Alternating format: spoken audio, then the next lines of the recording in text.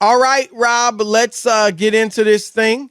And last night, the Golden State Warriors lost, Rob, their 8th game on the road. They're 0-8 on the road. And they were beaten by Phoenix, which obviously is a good team. But still, the fact that the Warriors, the defending champions, are 0-8 on the road is obviously a big deal.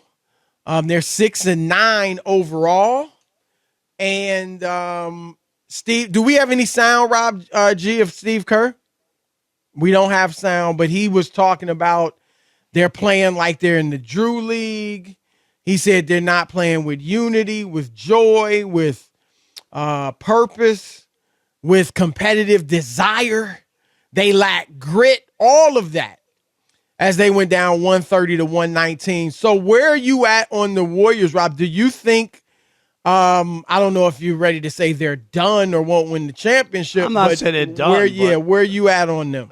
They got real issues. A team that good, Chris, to be 0-8 on the road is you're talking about 25% of the season, road games. That's not like they lost. Even the Lakers have a road win. I mean, and they're not good. But that's surprise of all the stuff. I get the record. You know what I mean? Like, okay, that's not good. They're off to a slow start or a bad start. But not. They lost in Detroit, Chris. They lost in Orlando. Like they've lost some bad games. Right. And that's scary when you look at them and think where they are and what's happened to this team. But I was never convinced that they were going to win the championship or get back to the finals. I think the West is a little tougher. But I'm surprised at where they are. And Steve Kerr had every right to talk about the things that aren't happening because it's glaring. Even the players are talking about it. Not that. Is Draymond Green, is this podcast still rolling? Is podcast doing well? I mean, I just want to know. Yeah, I have no idea. Okay. But I'm just trying to be funny. But anyway, you get my point. Yeah, how much do you think? I mean, because a lot of the things that Kerr was talking about are kind of intangibles. You know what I mean? Joy, teamwork, chemistry, unity, desire. How much of that do you think is related to the punch? Let's just keep it real. I mean, it looked like it, seemed like they, at least on the surface, they got past it. But when you look at the way they're playing, I mean, maybe it's more of a factor than some of us thought it would be. Chris, that we have to take that in consideration because, the idea that Draymond didn't get suspended or nothing really happened to him. He got to go home, right, and be away from the team, but there was no real penalty. Right. They didn't. To that. It came off like they didn't reprimand him. Exactly. It really, and I know, I know that, you got to kind of continue to work through stuff and you think that everybody's professional or whatever. And we saw it with KD after he was called out by Draymond. That was the beginning of the end, right? It was. Right. There was no way he was going to play there after that whole scenario and scene. And he could have, but he not for him. Yeah, for him, he was ready to move on. Right, he was ready to move on. But I'm just saying, in this case, maybe there is an after effect of this. And Draymond's not playing great either. You know what I mean? Not that he was anyway, but I'm just saying, like, you start to go like, well, what did they do for him? Draymond didn't get his contract extension, Chris. He's not getting it. No, I know, but everybody else got one, right? You know what I mean? Like the young guys they gave to, but he didn't get his. So there's a lot of stuff that's going on there, I think. I think that the effects, and I don't know if this is related to the punch, but Draymond's not the same. You mentioned it. Statistically, his assists, his steals, his rebounds are the worst they've ever been since he's been a starter. He's on that pace bad, to have, Chris? I knew he wasn't playing well, but I didn't know what they were at. Since he's been a starter. He's on pace to have the worst defensive season of his career as far as defensive rating individually. And, Rob, when you watch the games, he's not as vocal. He's not as intense. He's not communicating defensively like usual. He's not as animated. I don't know if that's an compensation, right? An overcorrection for the punch.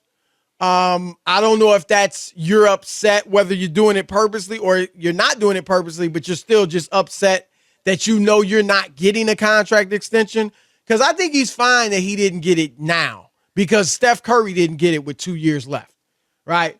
But I think he knows after all the guys got paid, I'm not getting it. And he shouldn't get it. To be honest, if I was them, I wouldn't be giving it to him either. He's 32 years old. His play is declining. And so that could be why he's different. But because he's different, Rob, and because Klay Thompson is not what he used to be, Klay gets mad about it. It's sad. But he's had 2 devastating injuries, Achilles and ACL. Right. And everybody don't come back from that. He was mad at Barkley. But Barkley was right. But Barkley was right. I don't think he was like killing the guy just to kill him. You're not the same player. Right. You just said it. 2 major injuries back to back, Chris. What he did last year, averaging 20 on a championship team, was great coming off of those injuries. But is he going to be able to sustain that? Hopefully, he'll grow back into that player. But right now, he isn't. And where he definitely isn't, Rob, now he's shooting horribly, which is incredible because he's one of the best shooters ever. But defensively, he'll never be defensively what he wants. He's a liability. He was a great defender before. And now he isn't. And so defensively, Rob, their problems are defensively. Offensively, they're 4th in the league in points per game. They're like top 11, top 10 in offensive rating. But defensively, they're near the bottom of the league. But Chris, that's the killer. Last night's a perfect example. Most nights you score 119, you win. Right. They gave up 130. Yep. You get 119 is a win in the NBA. Are you kidding? Yep. You can't stop anybody. They're averaging 117, but they're giving up 118 on average. So right. And when they won those titles, everybody focused, Rob, on the shooting, right, and the offense, which was understandable, but they were always a great defensive team. 2 of the years they won titles, they were number 1 in the league defensively. Another year they were number 2. And so that was a huge part of it as well. Now, I will say this, Rob, that if you're looking for a reason that they might be able to turn it around, that's one of them. That defensively they aren't doing well because you can fix the defense, Rob.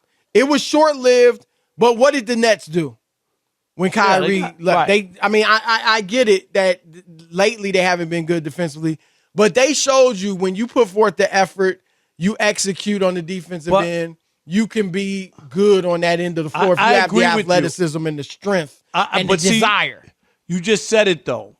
And I agree with you because defense is something that's internal, Chris, that you want to do and you put energy towards, okay? It's like rebounding. You got to want the ball. It's just as simple as that, okay? There's technique, but it's more about wanting the ball more than the other guy.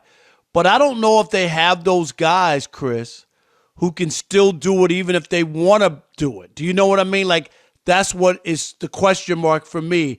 Okay, if Klay wants to turn up the defense, can he really do it? Draymond, if he really wants to, at 32 and where he is that the case? I just wonder really how much is left in the tank when it comes to them defensively. That's where I would question the young boys who've been bad could. Kuminga, those guys could if he executes. And he does the right things. Wiseman could if he learns how to play smarter. Moody, same way. But you're right. Klay, like I said, I don't think he'll ever be that elite defender again. Draymond can be better, but not what he used to be. But we'll see. I mean, they may need to make a move. Let me throw this out to you before we go to the callers, Rob. I would monitor this. I wouldn't do it right now. I'd want to see some improvement from Ben Simmons. But if I'm Golden State, I would kind of keep an eye on him and think about a potential Draymond for Ben Simmons move. Because if some of this is related to the punch, Rob, then that that might, Ben Simmons certainly doesn't give you the intangibles and the leadership that Draymond would, but he could give you the defense, the playmaking, the ball handling. And if any system or any culture can get Ben Simmons right or help him thrive, I'd say the Warriors is one of the handful. And so I would just keep an eye on that if I were them. Would you have any interest in that? No, I'm not interested in Draymond. Oh, if you're the Nets? Yeah. Oh, wow. So you would have interest if you're the Warriors. Yeah, if I was the Warriors, I'm just saying I think it's the other side that is I the just question. look at it like Draymond can be, if things don't go, it could be just another headache. And I think they're a franchise full of headaches. That's what I'm saying. I just think the Nets need to just stop with that. But he's a leader. They don't have a leader as far as I'm concerned.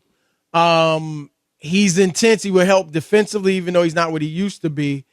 And if KD was with it, I think I'd look at that if I'm the Nets. Plus, he's got a year less on his deal than Ben Simmons does. So if you're trying to get rid of Ben Simmons, at least you get a year off that max contract.